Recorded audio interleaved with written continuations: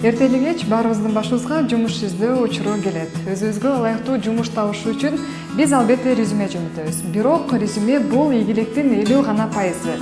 Ал эми 100% жумушка ийгиликтүү орношуу үчүн албетте жетекчи менен болгон жолугушуу абдан маанилүү.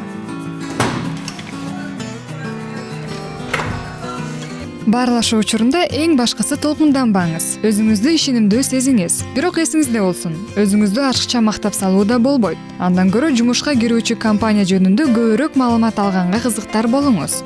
Основная ошибка, которую делают. Көпчүлүк учурда жумушка орношуучу кишилердин кетирген эң чоң катасы бул алардын мурунку жумушта кандай кызматтык милдеттерди аткарарын так айтып бере албагандыгы. Нужно четко.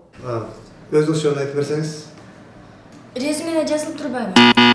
Эгерде резюмеңизде баары кененирээк жазылган болсо да, жетекчи сиздин сүйлөгөнүңүздү, сүйлөмдү кантип түзөрүңүздү билгиси келиши мүмкүн. Ошондуктан сөзсүз түрдө суроолорго так жана туура жооп бериңиз. Мисалы, Менин атым Кончбекова Айжан. 2015-жылы Манас Түрк университетин бүтүргөм. 3 жылдан бери пиар менеджер болуп иштеп келем. таң калбаңыз. Жетекчи мындай да суроо берип калышы мүмкүн. Айжан, кечинде эмне жумуш менен айрек болдуңуз? Кече биз досторубуз менен тамактанганбыз. Сиздин жолугушууга кандай маанай менен келгениңиз абдан маанилүү. Кандай мимика, жан соолор менен сүйлөгөнүңүз, мунун баарын чын дилиңиз менен аткарыңыз. Эсиңизде болсун, кичипейил жана ишенимдүү болуңуз. Кече бүгүнкү жумушума даярдандым.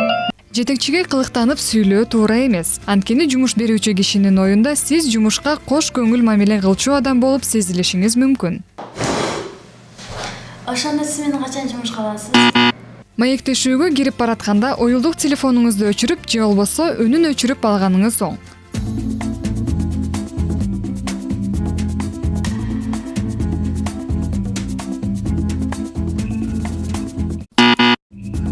Өзүңүздү акылдуу көрсөтүү үчүн планшет, ноутбук сыяктуу буюмдарды алып келүүнүн кажети деле жок. Мындай жол менен сиз жетекчиге жакшы ой калтыра албайсыз.